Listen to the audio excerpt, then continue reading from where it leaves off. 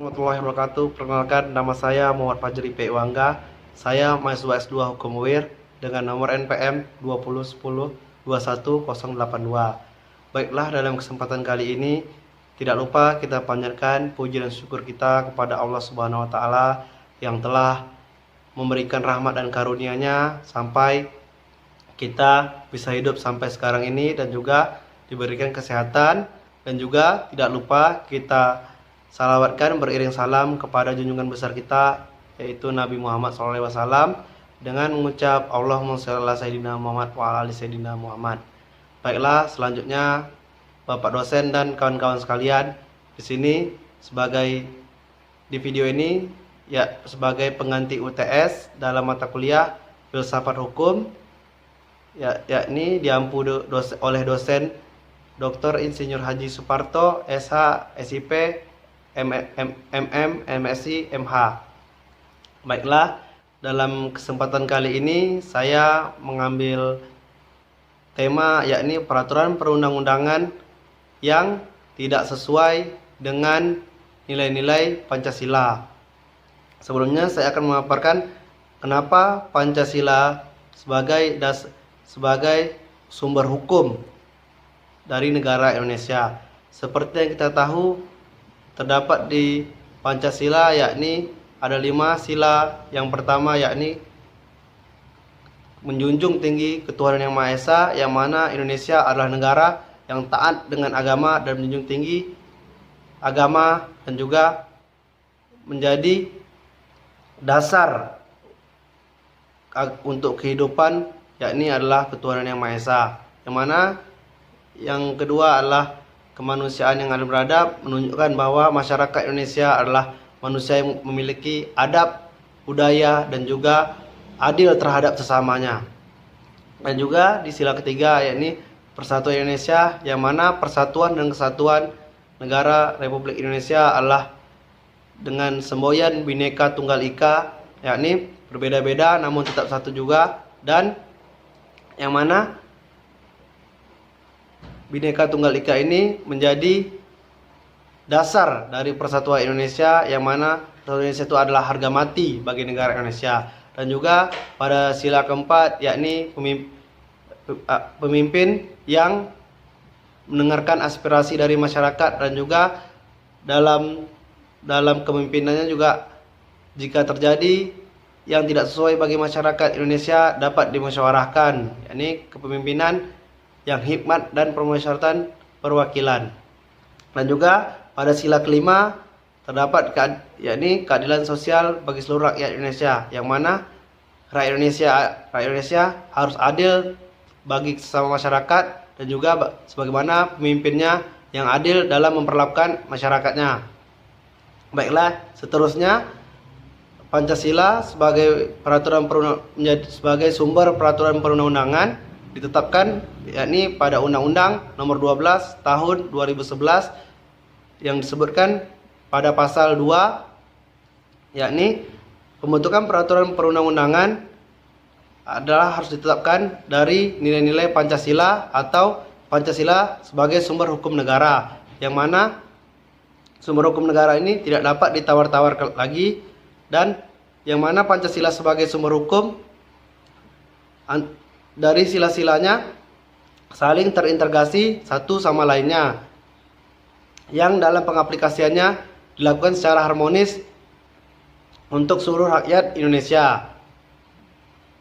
Pada pasal kelima yakni disebutkan dalam Undang-Undang Nomor 12 Tahun 2011 tentang peraturan perundang-undangan, yakni menjunjung tinggi asas-asas dalam pembuatan perundang-undangan yang mana didasari oleh Pancasila, yaitu kesesuaian atau keselarasan undang-undang terhadap Pancasila, jenis undang-undang, muatan materi, dan juga kedayagunaan dan kehasilgunaan dari undang-undang yang telah dibuat, yang mana didasari oleh Pancasila tentunya.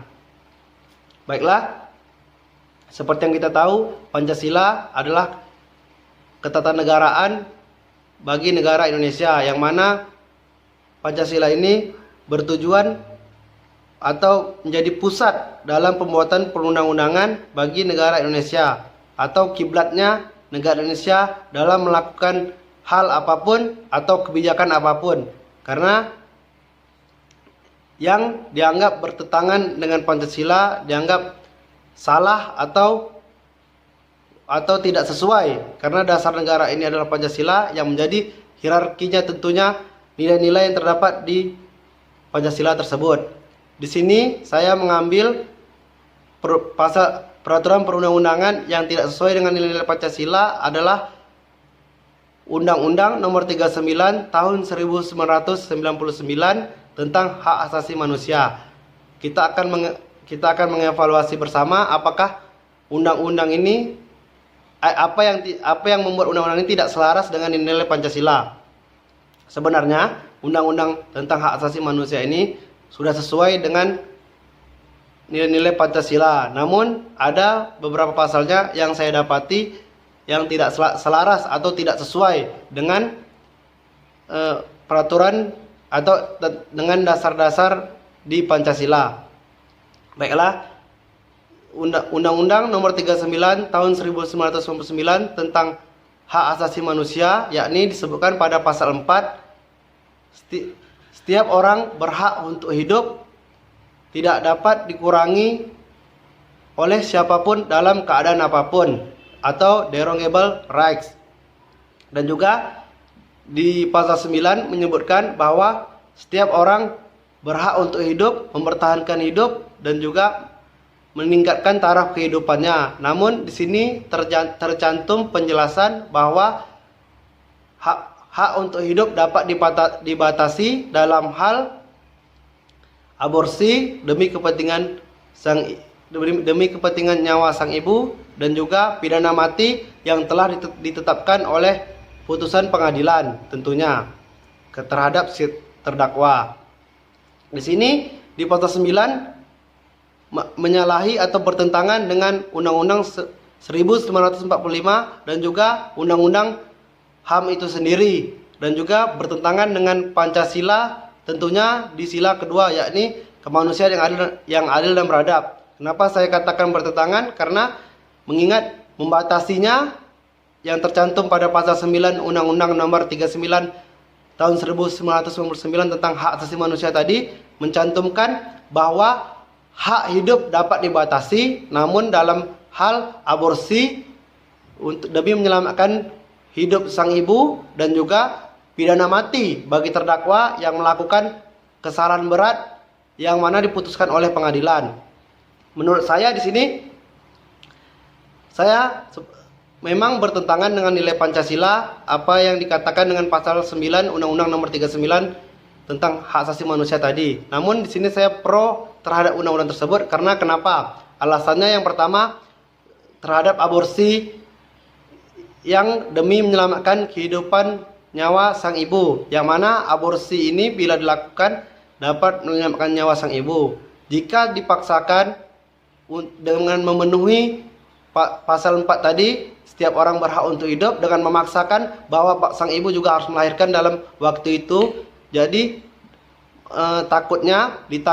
dikhawatirkan nyawa sang anak dan sang ibu malah tidak tertolong dua-duanya. Jadi dengan dalam hal ini aborsi dapat dilakukan dan jadi dapat dibatasi sebagaimana tercantum di pasal 9, dan juga pidana mati dapat dilakukan jika itu putusan pengadilan terhadap si terdakwa.